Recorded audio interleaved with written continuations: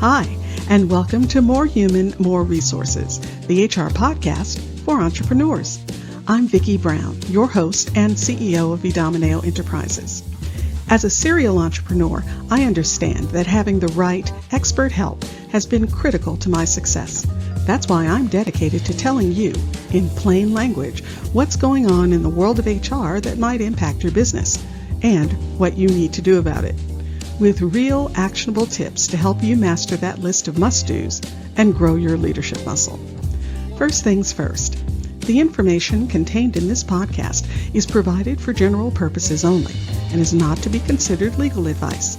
Your decision to adopt or not adopt any practice or procedure mentioned in this podcast is solely yours, and we bear no responsibility for the outcome.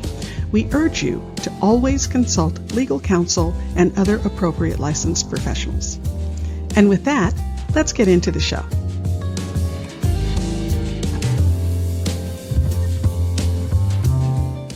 You're listening to Season 3, Episode 19.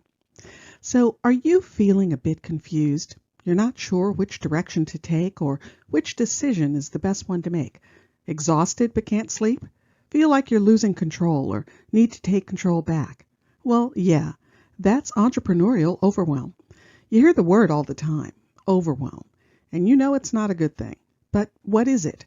How can you avoid it? And if you're in it, how can you get out of it? Overwhelm is actually a version of stress. Now, while stress is your system's response to pressure, it can in fact be good or bad. We all deal with low levels of stress all the time. Actually, we're designed to handle small doses of stress. Taking immediate action to avoid an accident or other harmful situation, that's a stress response, and that response is there to keep us safe. But long-term or consistently higher levels of stress, well, we aren't equipped to handle that, not without it being harmful. How much stress someone can handle? Well, that's an individual question because we're all different. But for me, once I hit a certain level of consistent stress, it's really easy for me to flip over into feeling overwhelmed. You've probably felt that too, feeling completely submerged by your thoughts and emotions, all the problems and unresolved issues in your life and business swirling around in your head with no real solution in sight. And I know that, for me, the road goes something like this: stress, too much stress, overwhelm, and then burnout. That's because I can't process all that stress endlessly without eventually hitting the wall, the burnout wall. And trust me, you don't ever want to get all the way to burnout, because that means you're completely emotionally drained and probably can't actually do anything, at least not until you can replenish your emotional reserves. We entrepreneurs are particularly susceptible to this dynamic because the bulk of what we do all day, every day, is solve problems. And don't underestimate the fact that the buck always stops with us. We are the final say, the last word, the decider. But it's critical that we avoid falling into overwhelm because not only is it an immediate sign that your stress level is out of control and you're headed for danger, but because when you get to overwhelm, you start feeling paralyzed, stuck. And that means you aren't moving forward or leading your team or growing your company. Now the great news is that there are ways you can move yourself out of that feeling of overwhelm.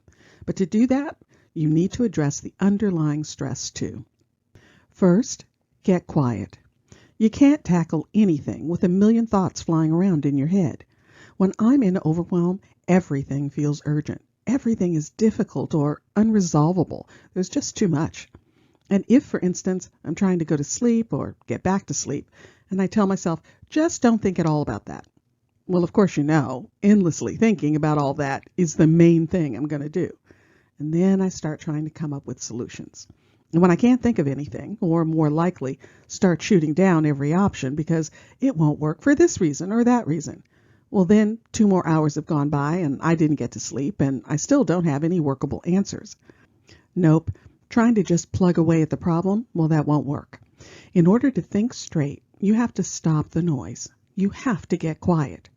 Now, for most people, that means some type of breathing exercise and then meditation. But that may not be the process for everyone. But I will argue that any type of getting quiet should usually start with the breath. It's amazing what a few really good breaths can do for your mind and body. Stress tends to make us curl in on ourselves. It's a protective response. But that also means our posture is bad. We're hunched over and our lungs can't expand. So we aren't giving our system enough oxygen to function properly. So sit up straight, or better yet, stand up and get into the superhero pose. Take 3 long, slow breaths. Trust me, it will calm your mind a bit and give you a cleaner slate to move on to the next step. Now for me, the next step is to get it out. I need to get things out of my head and onto the page. When I write down the issues, I actually like to use Excel so I can move lines and columns around and put things in categories. Yep, that's the way my mind works. Anyway, when I write things down and get them on paper, then my mind can free itself from having that running list. You know, this thing is wrong. That thing is a problem. I don't know what to do about that issue. When all that is just in your head, not only are you burning brain power trying to come up with solutions, you're burning brain power just trying to keep the list. So give yourself a break. Write it down. All of it. No, really, I mean it. Write it all down. Because anything you don't write down will still be free floating in your brain, burning brain power. And who knows, once you can see all that on the page, you might also see solutions forming right in front of your eyes. Next, get clear. For me, I need to remember what the heck I'm trying to do. What is the overall objective? What is the goal? Remember the vision. Now, I know people say that all the time, and you're probably thinking, listen, I'm drowning here. Remembering the vision won't help me make this list shorter or get anything done faster. Well, my friend, that's where you're wrong. Remember the vision is just another way of saying, get your perspective back. Think about this. So, you've written down all the problems you're dealing with. Well, when you look at the business challenges and overlay what you actually want to accomplish in the business, you might discover all sorts of really valuable things. Things like, that problem doesn't really impact achieving your goal, so it actually doesn't matter at all. Or this issue should actually be owned by someone else, maybe someone on your team, or maybe a vendor.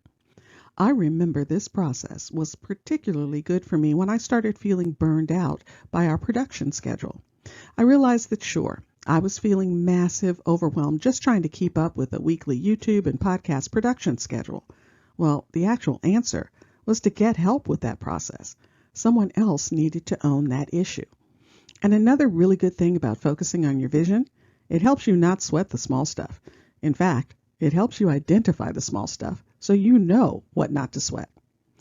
And finally, get organized.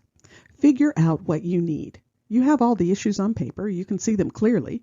You can eliminate what doesn't matter and delegate what shouldn't belong to you. Now, what do you need to work through the rest? Can you attach a timeline? What are the next steps? And by all means, don't forget that item number 1 should be slotting in a break for you. Don't overestimate your emotional reserves. You're at overwhelm, remember? You have depleted those reserves, and a vital part of filling the tank again is taking a break. So make that a priority. Remember, the issues you're facing now, the workload, well, this is temporary. You will get through it, but to do that, you'll need to keep your perspective. Don't let issues take on a life of their own. Don't what if yourself to death. Remember your vision. Hold on to your perspective. Identify what ails you. Get someone or someones to help you. Get rid of the stuff you don't need, and breathe. If you found this information helpful, please leave a review and tell a friend. Thanks for spending the time. Until next week, same time, same place.